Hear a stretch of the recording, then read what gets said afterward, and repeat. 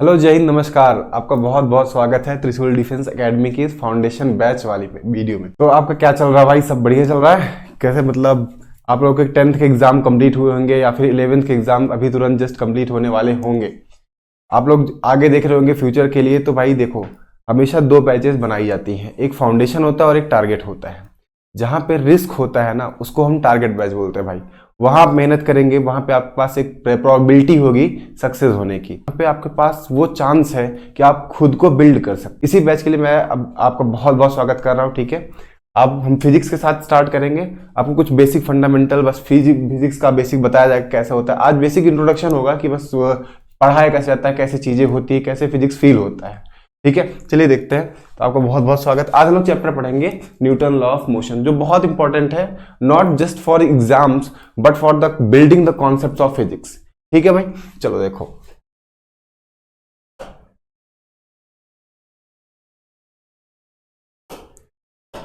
देखो भाई, एक चीज होता है बॉडी की फिजिकल स्टेट। तो what do you understand by the physical state of a body? Physical state भाई होता क्या है? बॉडी के पास क्या है अपना, बॉडी के पास अपना क्या है जो किसी सामने को ट्रांसफर कर सकता है। जब हम बात करते हैं कि हमारे पास अपना खुद का क्या है, तो मतलब बेसिक क्वांटिटीज की बात कर रहे हैं, है ना। जैसे वेलोसिटी हो गई, एक्सेलरेशन हो गया, फोर्स हो गया। तो हमारे पास क्या है, हम जो किसी को दे सकते हैं। फॉर एग्जाम्पल, हम किसी बॉल को ऐसे थ्रो किए, फेंक दिए, हमने उसको क्या दिया? एक्सेलरेशन, वेलोसिटी या फोर्स। तो जब हम सोचो, एक बार आप सोचो, आपने एक बॉल को पकड़ा और ऐसे फेंक दिया। जब हम बॉल को फेंक रहे हैं तो उस समय जो हमने उसको इनिशियल वेलोसिटी, जो जस्ट स्पीड दी है। अच्छा, ये बेसिक फंडामेंटल टर्म्स जो वेलोसिटी, एक्सेलरेशन, ये सब हम पढ़ेंगे उस बैच के साथ। ठीक है ना। अभी के लिए बस हम इंट्रो ले रहे हैं भाई, क्या होता क्या है कैसे। ठीक है ना।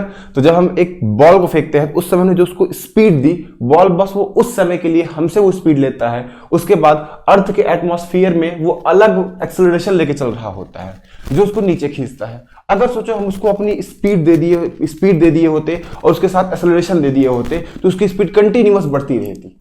ठीक है ना। तो बॉडी की फिजिकल स्टेट की बात करें बच्चा, तो क्या होता है भाई, क्या क्या रखेगा बॉडी की फिजिकल स्टेट? उसके पास अपना खुद का क्या होता है? वेलोसिटी। तो हम बोल सकते हैं बॉडी के पास अपना खुद का क्या होता है? वेलोसिटी। और यही बॉडी की फिजिकल स्टेट को डिफाइन करता है। ठीक है, बाद में समझ में आएगा कि केवल वेलोसिटी ही नहीं बल्कि मोमेंटम होता है जो बॉडी की रियल फिजिकल स्टेट को डिफाइन करता है। अच्छा ठीक है, अब ये वेलोसिटी के साथ क्या पंगा है, ध्यान सुनिए आप। यहां से मोमेंटम एकदम फील आएगा, मोमेंटम फील आएगा आपको, यहां से आपको इनर्शिया फील आएगा। ठीक है, ध्यान सुनिए कि अगर किसी बॉडी के पास, ये कोई बॉडी है, ठीक है, और इसके पास कुछ स्पीड, लेट सपोज ये कितने की है? v की। ये बॉडी v स्पीड से कंटिन्यू चल रही है। अच्छा, अब मजे की बात है, इस बॉडी को v की स्पीड से चलने के लिए किसी भी एक्स्ट्रा फोर्स की जरूरत नहीं है। ये कंटिन्यू v स्पीड से चलता रहेगा विदाउट एनी एक्स्ट्रा फोर्स। तो चलने के लिए कोई फोर्स जरूरत है ही नहीं। तो फिर कैसे, मतलब पॉसिबल कैसे है? एक स्टैंड पे जब इसको चलना था, उस समय हमने इसको स्पीड फोर्स दे दिया और ये बॉडी कंटिन्यू चलती रह गई। जब ये बॉडी एक बार चलना स्टार्ट हो गई, अब इसको स्पीड को बढ़ाना, घटाना या फिर डायरेक्शन को चेंज करने के लिए फोर्स की जरूरत है। तो कंटिन्यू स्पीड से चलने के लिए कोई फोर्स की जरूरत नहीं है। अब सोचो ध्यान से, इसको कुछ एक्स्ट्रा जरूरत है नहीं, यानी इसके पास खुद का है क्या? ठीक। अच्छा, इस तस्वीर में और सेकंड चीज, अगर आप सोचो मैं एक बलून से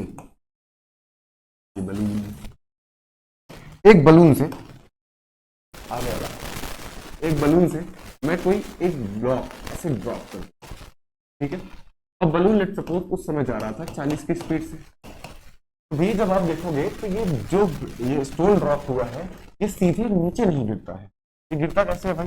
पहले किधर जाएगा? ऊपर, फिर किधर आएगा? नीचे।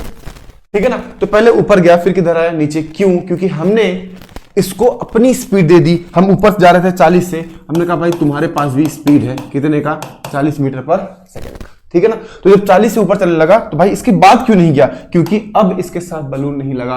अब बलून के साथ ऊपर का एक्सेलरेशन है, ऊपर का फोर्स है, समझो ऊपर धक्का दे रहा है। कौन दे रहा है? इंजन। और लेकिन इसके पास, बेचारे के पास नीचे लग रही है ग्रेविटी, इसकी वजह से ये नीचे आ गया। तो इंस्टेंट हमने क्या ट्रांसफर कर दिया? वेलोसिटी। तो बेसिक फंडामेंटल हमको समझना है कि किसी बॉडी के पास अपनी खुद की क्या होती है? वेलोसिटी।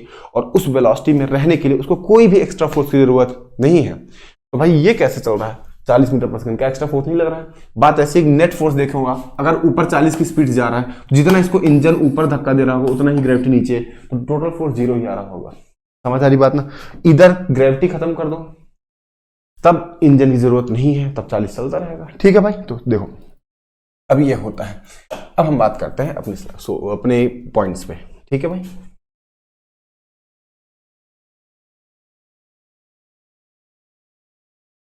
तो अगर हम बात करते हैं न्यूटन लॉ ऑफ मोशन की, तो भाई basic Newton laws of motion ये बताता है,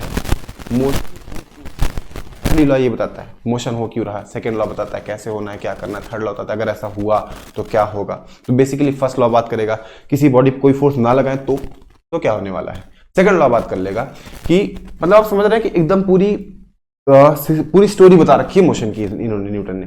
पहली लॉ में बात किया कि भाई अगर किसी पे कुछ फोर्स ना दे तो क्या होगा, तो उन्होंने कहा जैसा है वैसे रहेगा। जैसा है बोले तो रुका है नहीं, जैसा है अगर चल रहा है चलता रहेगा, रुका है तो रुका रहेगा। ठीक है, फिर सेकंड लॉ में बात करते हैं, अच्छा ठीक है नहीं हमको फोर्स लगाना है, ठीक है भाई फोर्स लगा लो, जैसे तुमने फोर्स लगाया अब जो स्टेट चेंज होगी अब उसकी बात करेगा सेकंड लॉ। अच्छा भाई थर्ड लॉ, फिर थर्ड लॉ बात करेगा अगर आपने फोर्स लगाया तो भाई आपको भी फोर्स झेलना पड़ेगा। तो बेसिकली पूरे मोशन की स्टोरी को एक बाइंड कर रखा है इन्होंने न्यूटन लॉज ऑफ मोशन। तो चैप्टर इतना इंटरेस्टिंग इसीलिए बनता है भाई। अच्छा मोशन क्या किस चैप्टर में यूज आएगा, क्या केवल इसी चैप्टर में नहीं, ये कॉन्सेप्ट है basically, it's not a chapter. ठीक है ना, ये मिक्स कर रहा है, इसको आप पढ़ोगे तो हर एक चैप्टर में यूज आना है इसका। ठीक है, तो न्यूटन लॉज ऑफ मोशन की बात करते हैं। यहां हम बात करते हैं, अब आप जब इससे पहले क्लासेस में रहोगे तो वहां पे हम मोशन की स्टैटिक्स की बात करेंगे।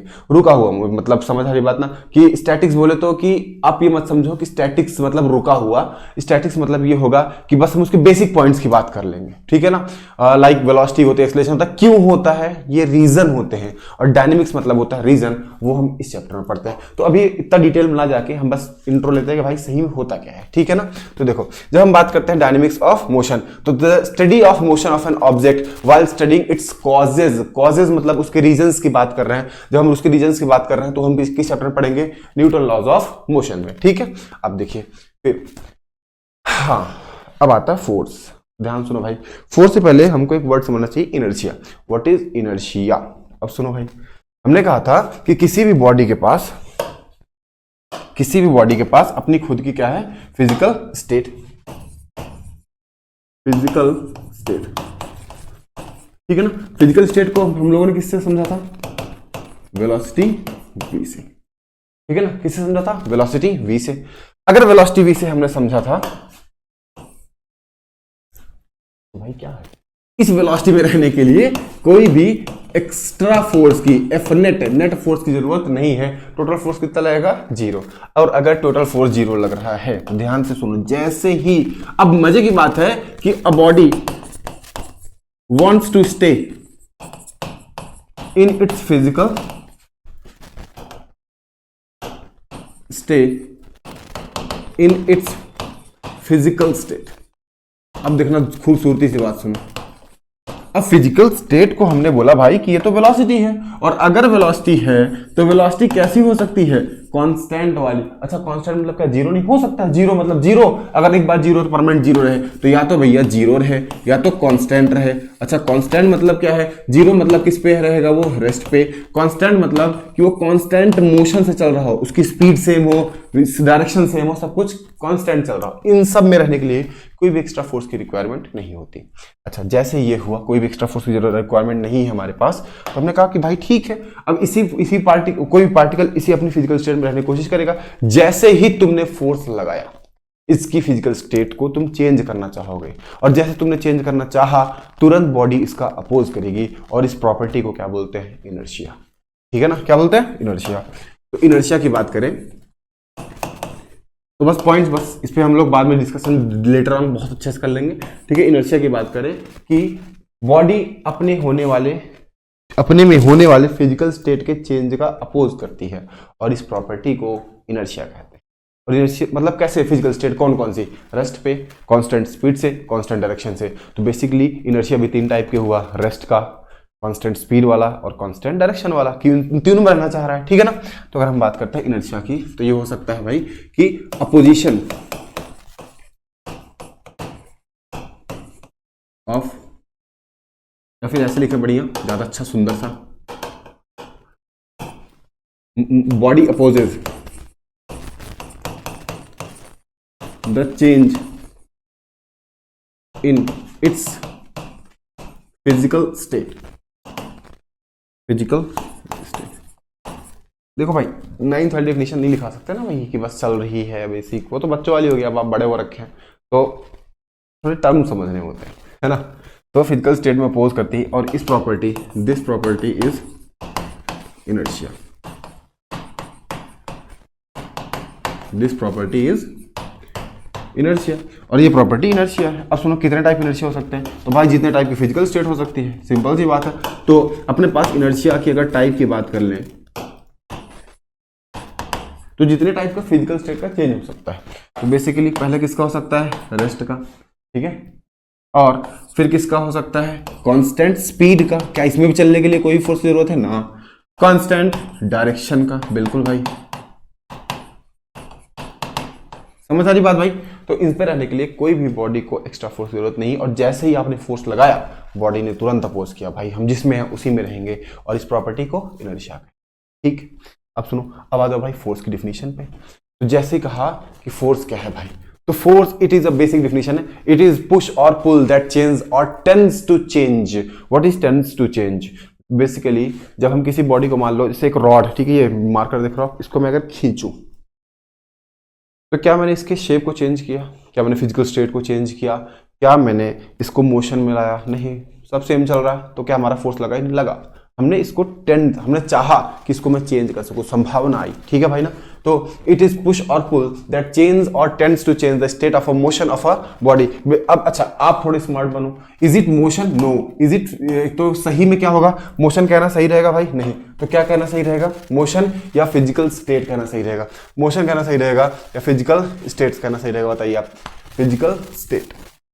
It can also change the shape and size of body, basically आप इसको खींच रहे हो भाई ना, अब मोशन फिजिकल स्टेट मतलब वेलोसिटी, अगर मैं बोलूं तो वेलोसिटी अगर चेंज करना, अब मैं खींच लिया, टूट गया, तो उसका क्या चेंज हो गया, शेप ही चेंज हो गया, कोई दिक्कत भाई नहीं ना। तो बेसिकली मैं अगर डिफाइन करूं तो फोर्स जो है वो चेंजेस बॉडीज फिजिकल, ठीक है भाई। हिंदी वाले आप समझ रहे हैं कि किसी को चाहे धक्का दो चाहे आप खींचो, तो उससे हम उसकी फिजिकल स्टेट, भौतिक वो अवस्था को चेंज करना चाह रहे हैं। भौतिक अवस्था किससे डिफाइन हो रही है, वेलोसिटी से, वेग से डिफाइन हो रही है, या तो रुका होगा या तो कांस्टेंट स्पीड से चल रहा हो, ठीक है भाई। इस टेंडेंसी को, इस फोर्स को, इस फिनोमेना को हम कहते हैं कि हमने किसी पे क्या लगा दिया, फोर्स लगा दिया, ठीक है भाई। अच्छा, फोर्सेस कैसे कैसे हो सकते हैं, फोर्सेस टाइप, ये तो बहुत वेरियस टाइप होंगे। अगर हम नेचर में बात करें तो फोर्सेस कैसे कैसे हो सकते हैं, तो जो आपने केवल 9th लेवल पे आता है, ठीक है ना, ये बस जनरल नॉलेज के पर्पज से अगर हम बात करें तो पहला कौन सा होगा भाई, कि जो पहला मतलब इस इन्फिनाइट टाइप्स ऑफ फोर्सेस हैं, बट हम कुछ बेसिक की बात करें, पहला कौन सा होता है, ग्रेविटेशनल फोर्स। ग्रेविटेशन फोर्स जो दो मासेस एक दूसरे को खींच रहे हैं, एक मास दूसरे मास को खींच रहा है, सन अर्थ को खींच रही है, अर्थ सन को खींच रहा है। अच्छा, कौन ज्यादा तेज खींच रहा है, सन या अर्थ? अर्थ सन को ज्यादा तेज खींच रही है, या फिर सन जो है वो अर्थ को ज्यादा तेज खींच रहा है? ऑब्वियसली सन बड़ा है, ज्यादा तेज खींच रहा होगा, ऐसा नहीं होता, ठीक है भाई। बॉडीज दोनों को इक्वल एंड अपोजिट फोर्स ही अनुभव कर सकती है। कभी भी दो बॉडीज में जब फोर्स लग रहा है वो कभी भी एक पे ज्यादा पॉसिबल ही नहीं है। अगर हम किसी पे एक फोर्स लगाए तो हमको भी इक्वल ही फोर्स हो, यानी अर्थ और सन एक बराबर फोर्स से खींच रहे हैं, तो फिर तो, लेकिन आप सोचो तो अर्थ क्यों चक्कर लगा रही है, क्योंकि मास उसका कम है, हल्का है। आप सोचो एक रस्सी से आप खींच रहे हो और एक बच्चा खींच रहा है, ठीक है ना, तो जब मैं खींच रहा हूं, अब अच्छा उस समय क्या दिमाग आता है, हम ये कहते हैं कि भाई मेरे पे ज्यादा ताकत है, हम ज्यादा फोर्स से खींच सकेंगे। खींच ही नहीं सकते आप ज्यादा फोर्स से कभी, आप हमेशा इक्वल एंड अपोजिट फोर्स से खींचोगे, लेकिन बच्चा खिंचाता जाता है क्योंकि उसका मास कम है, फोर्स सेम है बट मास क्या है, कम है, तो वो खींच के चला आता है, हम नहीं खींच के जा पाते। लेकिन आप एक बात याद रखें कि आप कभी भी ज्यादा फोर्स नहीं लगा सकते, ठीक है। अच्छा, तो जो मासेस के बीच का, जो द्रव्यमान के बीच का जो फोर्स है उसको बोला ग्रेविटेशन फोर्स या गुरुत्वाकर्षण बल। अच्छा, याद रखना ये पूरी दुनिया में सबसे वीकेस्ट है, बहुत कमजोर फोर्स। अगर ऐसा नहीं होता तो हम यहाँ खड़े हैं, आप यहाँ खड़े, चिपक जाते कट्टा से, ठीक है भाई ना, तो ऐसा होता नहीं ना, बहुत वीक है। अर्थ जाके सन में जाके ब्लास्ट हो जाती, ऐसा होता है, बहुत मिनिमल फोर्स है, ठीक है ना। Second, it is the universal force every object experience. हाँ, यूनिवर्सल मतलब कि ऐसा संभव नहीं कि आप चाहो कि आपके ऊपर फोर्स ना लगे, आपको फील करना ही पड़ेगा, ठीक है ना। Experience at each other object. अच्छा, इसके बारे में एक बात लिखी जाए कि ये वीकेस्ट फोर्स है पूरी दुनिया में। कैसा फोर्स है ये, वीकेस्ट फोर्स। सबसे कमजोर फोर्स जो है वो कौन सा है? Gravitational force. हमें क्लियर? ठीक है, चलिए बस उसी की बात की गई, ठीक है ना, कि सारे जो प्लैनेट्स हैं और जो ढेर सारे हमारे स्टार्स हैं, वो सब, स्टार्स की बात छोड़ो, एक छोटा सा इलेक्ट्रॉन भी सेम फोर्स को फील करता है, ठीक है ना। अगली चीज इलेक्ट्रोमैग्नेटिक फोर्स, ठीक है भाई ना। ये सब ये हमारे कब का पार्ट है? 12th का पार्ट है, but still just to know कि हाँ ऐसे ऐसे टाइप्स में फोर्सेस होते हैं। हम पहले वीकेस्ट की बात की है, अब कुछ सम स्ट्रॉन्गेस्ट फोर्स की अगर बात करें तो electromagnetic force is the force between charged particle. दो चार्ज पार्टिकल, चार्ज क्या होता है मैंने कहा 12th में अच्छे से पढ़ लेंगे, ठीक है भाई ना। तो इनके बीच का जो फोर्स है अच्छा बहुत ज्यादा होता है। ग्रेविटेशन, दो मासेस के बीच का फोर्स और दो चार्जेस के बीच का फोर्स, चार्ज का फोर्स और इस मासेस के बीच के फोर्स से अप्रॉक्स आप सोचो 10 की पावर 36 टाइम्स ज्यादा होता है। 10 की पावर 36 टाइम्स ज्यादा होता है। 10 की पावर 36, ये 10 गुणे 36 नहीं है, आप समझिए 10 की पावर 36 टाइम्स 10, इतने गुना ज्यादा होता है, ठीक है भाई। ग्रेविटी इज ऑलवेज अट्रैक्टिव, हाँ ये सब तो बात प्रॉपर्टी से पढ़ेंगे तो परेशान नहीं होगा, ठीक है भाई ना। और एक होता है सबसे ज्यादा बेसिक फंडामेंटल में स्ट्रॉन्ग न्यूक्लियर फोर्स। पूरी दुनिया को जिसने बांध रखा, सबसे खतरनाक फोर्स जो है वो है स्ट्रॉन्ग न्यूक्लियर फोर्स। पूरी दुनिया में सबसे स्ट्रॉन्गेस्ट फोर्स जो एग्जिस्ट करता है वो कौन सा भाई? न्यूक्लियर फोर्स, ठीक है भाई। अब आते हैं अपने फर्स्ट लॉ पे। तो मजे की बात भैया, फर्स्ट लॉ खत्म हो गई है। ये कब हुआ? फर्स्ट लॉ खत्म हुआ आपने जब अभी पढ़ा कि बॉडी कोई किस में रहना चाहती है? अपने फिजिकल स्टेट में। अगर उसको फिजिकल स्टेट में चेंज करेंगे तो उसको अपोज करेगी, इस प्रॉपर्टी को इनर्शिया कहते हैं। तो जैसे ही आपने अगर मैंने कहा ठीक है मैंने फोर्स नहीं लगाया तो बॉडी अपनी फिजिकल स्टेट में रहेगी, इसी लॉ को क्या बोलते हैं? First law. नहीं, एक चीज मिसिंग है, कोई फोर्स ना लगाना और टोटल फोर्स का जीरो होना, इसमें क्या है? डिफरेंस है। तो बॉडी अपने फिजिकल स्टेट में रहेगी जब तक उस पर टोटल फोर्स कितना लग रहा हो? Zero. Newton first law is not कि उस पर कोई फोर्स ही नहीं लगा, कोई बल ही नहीं लगा। बात ऐसी है उस पर अगर टोटल बल कितना आ रहा है? जीरो, तो बॉडी अपनी फिजिकल स्टेट मतलब या तो रेस्ट वेलोसिटी वाली, या तो रेस्ट पे है, या तो कांस्टेंट स्पीड और कांस्टेंट डायरेक्शन से चल रही होगी। उसके लिए कोई एक्स्ट्रा एक्सटर्नल अनबैलेंस्ड फोर्स की जरूरत नहीं है। Getting my point? तो any body does not change its state of rest or uniform motion. इसको हम डायरेक्टली बोल सकते हैं कि physical state unless an external force is applied on it. This is also called law of inertia. Basically law of inertia. अच्छा, इसको एक मजे की बात, इसको law of equilibrium, law of inertia, law of physical state, law of net force equals to zero, कुछ भी बोलो सब एक ही है, न्यूटन फर्स्ट लॉ, ठीक है। तो इसमें क्या लिखा है? जब तक कोई बाहरी बल नहीं लगा, नहीं भाई एक मिसिंग है, this is missing. What I mean to say, इसमें क्या लिखा? Any body does not change its state of rest or uniform motion unless an external, no, external force आप लगा सकते हैं unless an unbalanced external force is applied. What is this? मैं आपको समझाता हूं। जब तक कोई बाहरी बल नहीं, जब तक कोई टोटल अनबैलेंस्ड फोर्स नहीं लगाया गया तब तक वो रेस्ट अपने फिजिकल स्टेट में रहेगा। अच्छा, इनर्शिया ने लिखा ना, the ability of body to resist the change of its state of rest और uniform motion is called inertia, ठीक है। मैं ये बात करता हूं थोड़ा सा इसके बारे में, न्यूटन फर्स्ट लॉ के बारे में। ये क्या बोल रहा है, ठीक है, ध्यान सुनिए आप। इसने क्या बोला कि अगर कोई बॉडी ऐसे है, देखिए ध्यान से, लेट्स सपोज एक कोई बॉडी है, ये मास है, ये जा रहा है विथ सम स्पीड v, इस पर कई सारे फोर्सेस लग सकते हैं बच्चा। हमने इस पे एक फोर्स लगाया इधर, एक फोर्स लगाया इधर। अच्छा मैं बताओ, क्या इस समय इस पर कोई फोर्स नहीं लगा है या कुल फोर्स जीरो? अगर मैंने इक्वल इधर इधर इधर दोनों लेफ्ट एंड राइट में इक्वल फोर्सेस लगा दिए, लेट्स सपोज F एंड इधर भी मैंने कितना लगा दिया F, तो क्या इस बॉडी पर कोई फोर्स नहीं लग रहा है? वो सारा खेल वर्ड्स का है ना, ठीक है। तो मैंने क्या बोला, क्या इसके बारे में दो बताइए, दो चीज। इज इट विदाउट फोर्स, और ये दे रखा है कि v से ही चल रहा है, मतलब इसका v चेंज नहीं हो रहा। इज इट विदाउट फोर्स, और या फिर मैं लिखूं is it without unbalanced force,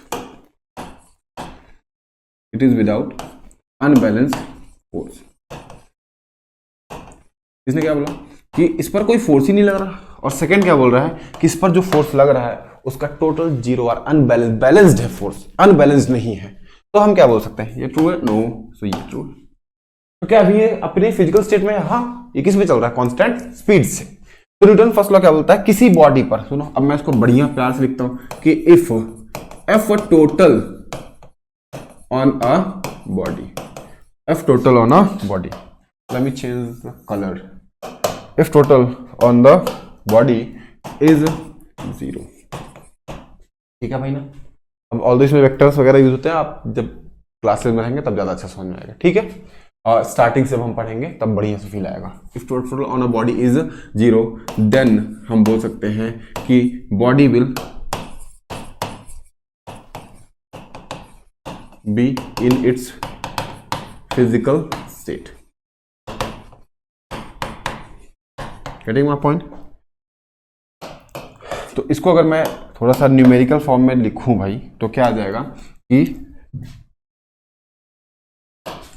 F1 किसी बॉडी को मान लो 3-4 फोर्सेस लग रहे हैं, तो इसमें क्या बोला कि F1 plus F2 plus F3 सबको डायरेक्शन के हिसाब से जोड़ने को ऐसे ऊपर तीर लगा के बोलते हैं वेक्टर, ठीक है भाई ना। ये क्लास में समझ जाएगा।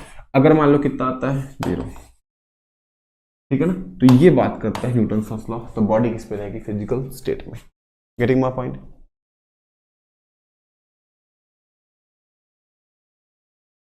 ठीक है, अगली लॉ। तो देखो भाई सुनो, सिंस वी वर स्टडीइंग कि हाँ भाई कि अभी तो मैं आपको सेकंड लॉ बता सकता हूँ कि जब लॉ स्टार्ट हुई, फर्स्ट लॉ पे बढ़िया एक क्वेश्चन मैं आपको करा दे रहा हूँ, ठीक है, जिससे आपको समझ में आए, थोड़ा फीलिंग आ जाए प्यारा सा, ठीक है। देखिए आप,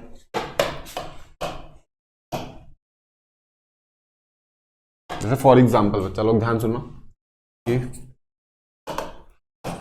if body is moving with constant velocity, अगर बॉडी कांस्टेंट वेलोसिटी चल रही देन फाइंड एफ। एफ बताना है आपको, और एफ बताना है आपको कितना फोर्स लगा है। तो इधर एक फोर्स लगा है भाई, ठीक है, ध्यान सोचिएगा, इधर एक फोर्स लगा है, इधर एक फोर्स लगा है, इधर 2 फोर्स लगे हैं, इधर ऊपर एक फोर्स, ठीक है। ग्रेविटी फ्री स्पेस है तो यहाँ पे ग्रेविटी नहीं लग रही है अभी, बस माना गया कुछ ना।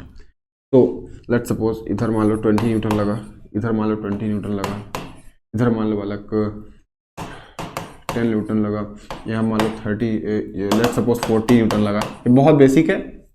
और यहाँ मान लो कितना लगा एफ, तो पूछा गया एफ की वैल्यू बताइए कितना फोर्स लग रहा है टोटल। तो अगर आप ध्यान सोचें कि कुछ ज्यादा सीधा बन गया, ठीक है ना, तो कुछ है नहीं, देखो ध्यान से, अगर बॉडी फिजिकल स्टेट पे है तो क्या फोर्स 0 है ना, टोटल फोर्स 0 है। टोटल फोर्स अगर 0 है भैया तो ये इससे कैंसिल हो जाएगा क्योंकि लेफ्ट। अब इसको ऐसे बनाओ, ठीक है ना, इस पर बॉडी को थोड़ा, इस बॉडी को एक पॉइंट से दिखाओ, इसको फ्री बॉडी डायग्राम कहते हैं, हम पढ़ेंगे नेक्स्ट लेक्चर्स में, ठीक है ना। तो इसको हमने दिखाया पॉइंट से, इस पर एक इधर राइट की तरफ फोर्स लगा, कौन सा, ये वाला फोर्स है। ये वाला फोर्स कितना लगा भाई 20, लेफ्ट की तरफ एक फोर्स लगा कितना 20, ऊपर तरफ देखो ध्यान से, तो अगर देखा जाए, ध्यान सोचना, ऊपर तरफ 40 लगा है, 40 लगा है कि 10 लगा है, ऊपर की तरफ पुश कितने से हो रहा है भाई 40 न्यूटन से, नीचे तरफ कितने हो रहा है 10 न्यूटन से, और नीचे तरफ एक 4 और फोर्स लग रहा है, कितने फोर्स से भैया एफ से, समझ आ रही बात ना, एफ फोर्स से लग रहा है। तो अगर एफ से लगा है तो देखो अब ध्यान से, तो लेफ्ट राइट टोटल फोर्स बराबर होंगे, इधर इसने कैंसिल कर दिया, ऊपर वाले फोर्स को नीचे वाला, मतलब एफ और 10 मिलके क्या कर रहे होंगे 40 को बैलेंस कर रहे होंगे। तो यहाँ से एफ की वैल्यू आ जाएगी 40 - 10, कितना न्यूटन आ रहा है 30 न्यूटन। बेसिक सा था, बस ये फीलिंग थी हाँ भाई इस पे टोटल फोर्स 0 है ना कि फोर्स 0 है, ठीक है। थोड़ी सी बात करते हैं भाई, आप फाउंडेशन की बात कर रहे हैं एक बैचेस की अपनी, तो मैं ये इस पे एक बढ़िया सी बात बताता हूँ। देखो अगर आप लाइफ की बढ़िया सी बात है कि आप नहीं चाहो आपको इस फेज से गुजरना ही पड़ेगा, है ना। आप अभी 2 साल आपके पास जो है या फिर 1 साल है आपके पास, आप इसमें अगर आप ऐसे भी उड़ा दे रहे हो तो फिर भाई देखो ऐसा है कि आपको जाना तो पड़ेगा उस फेज से। ऐसा तो है नहीं कि आप स्किप कर दोगे भाई मुझे मेहनत नहीं करनी है, आपको उस फेज से गुजरना ही पड़ेगा, आप चाहो या ना चाहो आपको उस फेज से गुजरना पड़ेगा। तो फिर क्या कर सकते हैं सर, देखिए बात ऐसी है कि आपके पास 2 साल हैं, इसमें आपको एक्स्ट्रा मेहनत की, बहुत ज्यादा एक्स्ट्रा एफर्ट की जरूरत नहीं पड़ेगी। ऐसे इंजॉय करके निकल जाओगे पढ़ के, मतलब आपको तो पढ़ना ही नहीं है, बस बेसिक टीचर आ रहा है बढ़िया आपको स्मूथ पढ़ा जा रहा है, बस इसमें हम क्या गलती करते हैं, बस थोड़ी सी आलस कर ले रहे हैं। और पता है ये सब कर रहे हैं, तो उन सब में अगर हम हैं तो क्या हम जस्टिफाई कर रहे हैं अपनी लाइफ को, क्योंकि बाद में फिर सबको सेम झेलना होता है, फिर जाएंगे सब प्रिपरेशन करेंगे, टारगेट बैचेस पढ़ेंगे। There is nothing wrong about target, but I am saying कि व्हाई यू नीड दैट। आप सोचो 11 12 आपने क्वालिफाई किया, तुरंत अगले साल आप किसी जॉब के लिए हैं, कितनी मतलब ये खूबसूरती वाली बात है कि आपको कुछ करना ही नहीं है भाई। आप जॉब के लिए हैं, मेडिकल में गए हैं, तो आप जेई में गए हैं, आप डिफेंस में गए हैं। हमारी तो इंडिया के फाउंडेशन वाली defence batch, but I am saying कि foundation is not about a specific course, ठीक है। फाउंडेशन में खास बात क्या होती है बच्चा लोग कि यहाँ अपने आप को ढाल सकते हो, you can build your self, ठीक है। अगर हम अपने आप को ढाल सकते हैं तो क्यों नहीं कर रहे हैं? तो फिर तो ये मतलब हम अगर कुछ कहेंगे तो यार हम मतलब क्या होगा, सोचो अपने आप को किल करना वाला काम होगा अगर हम अपने 2 साल को बर्बाद कर रहे हैं। हमारे पास यहाँ पे इतनी बढ़िया अपॉर्चुनिटी होती है कि हम अपने आप को रीशेप कर सकते हैं, अपने आप को शेप कर सकते हैं जिसमें चाहिए। और सोचो उसके बाद शेप करने में भी ऐसा कुछ नहीं कि आपको इतना एक्स्ट्रा एफर्ट देना है। आप बेसिक इस जर्नी को एंजॉय करिए 2 साल को। मैं आपको सही बता रहा हूं, आपके 2 साल 1 साल जो बचे हैं, आप 11th में जा रहे हैं तो आपके पास 2 साल है, 12th में है तो आपके पास 1 साल है। आप अगर इसको आप बेसिक, मैं बताऊं बस इंजॉयमेंट का तरीका चेंज हुआ है कि हाँ भाई बेसिक हमारे जो फंडामेंटल काम है हम उनको कर रहे हैं, पढ़ाई करना, ठीक है। इसमें आप अगर करेंगे तो आपको पढ़ाना ही नहीं पड़ेगा, मैं सही बता रहा हूं आपको, बस बेसिक स्मूथ वे में चलेंगे आप तो आपको बहुत एक्स्ट्रा एफर्ट की जरूरत भी नहीं पड़ेगी। तो फाउंडेशन की एक खूबसूरती होती है। उसके बाद बच्चा लोग क्या होगा, 12th में आपने क्वालिफाई किया, उसके बाद जब 12th के बाद आप मान लीजिए पढ़ना स्टार्ट करते हैं, इतना प्रेशर आपको फील होगा, सोशल प्रेशर फील होगा, आप फैमिली प्रेशर फील होगा और आप खुद से प्रेशराइज्ड फील करेंगे, ठीक है ना। क्योंकि आपके पास है कि मौका है भाई, अगर नहीं आप 2 साल के सिलेबस को आप तुरंत स्किप अप मारना चाहते हैं तो वो इतना ईजी नहीं होगा। It takes time. अगर आपको लगता है कि मैं 6 महीने में ऐसे पढ़ा दूंगा और आप पूरा एकदम 11 12 अगले, तो फिर अगर आपने कुछ नहीं पढ़ा तो आपको कहाँ समझ में आएगा। जो टारगेट बैचेज होती हैं वो बस रिवीजन होती हैं, आपने कुछ सुना ही नहीं है तो कहाँ से आप कुछ कर पाओगे, ठीक है ना। और अगर अच्छा सोचो मान लो नहीं करना है तो क्या आप स्किप कर सकते हो इस फेज को? नहीं ना, आपको सेम फिर से फेज से गुजरना पड़ेगा। लोग आपको खुद से अच्छा नहीं लगेगा ना, तो why to waste your time. दिक्कत है बच्चा कि एक टाइम बाद आप समझ जाओगे, है ना, कि मुझे कुछ करना ही पड़ेगा अब तो, लेकिन आप उस टाइम पे समझोगे और कोई इस टाइम पे समझ रहा होगा तो वो आप उसको कहाँ बीट कर सकते हो? इम्पॉसिबल है। इतना कंपटीशन बढ़ रखा है। मैं इसका बेसिक रीजन एकदम क्लियर बताता हूं आपको, वो यही है, फाउंडेशन क्लासेस। टारगेट कभी कंपटीशन बढ़ाया ही नहीं है, हमेशा कोई इसने बढ़ाया फाउंडेशन क्लासेस में। तो अगर कंपटीशन बढ़ रखा है तो आप पीछे रहना चाहते हो स्टडी में? नहीं ना। तो I strongly recommend you to join अपना हमारी फाउंडेशन कोर्सेज, ठीक है भाई। यहाँ मैं अपने सब्जेक्ट की बात करूँ तो हम फिजिक्स को ऐसे फील करते हुए चलेंगे कि चल रहा है, दिख रहा है सब कुछ बेटर, कि आपको रियल लाइफ में एग्जांपल्स दिखेंगे उसके। आपको अभी तो मैंने बस, आपको हो सकता है कि आप 10th क्वालिफाई किए तो आपको इस टर्म्स उतने समझ ना आए हो, लेकिन फर्स्ट चैप्टर में हम क्या बात करते हैं, सोचो आप 11th के अगर सिलेबस की बात करें तो पहला चैप्टर स्टार्ट होता है 0 से। वहां बेसिक फंडामेंटल मैथ्स की बात करते हैं, स्ट्रेट लाइन मोशन की बात कर रहे हैं, यूनिट डायमेंशन, यूनिट सोचो कहाँ का है। 7th क्लास 6th क्लास में यूनिट्स हम लोग फर्स्ट क्लास से पढ़ रहे हैं भाई। लेंथ यूनिट मीटर होती है इसकी, आपको 0 से पढ़ना होता है 11th क्लास में। ये लाइफ आपको दोबारा मौका देती है, तो यहाँ पे प्लीज डोंट वेस्ट, ठीक है ना। और एकदम स्मूथ वे में हम पढ़ सकते हैं इसको, आपको कोई एक्स्ट्रा एफर्ट की जरूरत नहीं पड़ेगी, तो ये अच्छी बात है ना। तो प्लीज ज्वाइन अस। और आपको इससे रिलेटेड आपको 10th के लिए पढ़ना 2 साल का कोर्स हमारे पास है। आप 11th कंप्लीट कर चुके हैं, आप 12th में हैं, तो आपके पास तो डबल प्रेशर चल रहा है भाई। अभी भी आप अगर 12th में आने के बाद भी नहीं सोच रहे हैं तो आप अपने आप को सोचो आप क्या कर रहे हो, ठीक है ना। तो आप प्लीज, अगर आपको कुछ चाहिए तो आप इस नंबर पे फोन कर सकते हैं, यहाँ से आपको इन्फॉर्मेशन मिल सकती है हमारे नंबर पे, ठीक है। 8400083030 पे आप हम फोन कर सकते हैं। Trishul defence academy always here to serve you best, okay. तो मैं नेक्स्ट क्लास में आऊंगा बिल्कुल, ठीक है। तो हम नेक्स्ट क्लास में मिलेंगे अच्छे से, और ऐसे ही बस ऐसे स्मूथ वे में, मतलब डोंट टेक प्रेशर, कुछ ऐसा है ही नहीं, ठीक है ना। स्मूथ वे में हम पढ़ते चलेंगे। And this was Alok Pandey signing off. Defence exam crack करना हुआ और भी आसान, त्रिशूल डिफेंस एकेडमी लेकर आए हैं बिल्कुल ही एडवांस लर्निंग ऐप। तो आज ही ज्वाइन करें और स्टार्ट करें अपनी ऑनलाइन क्लासेस।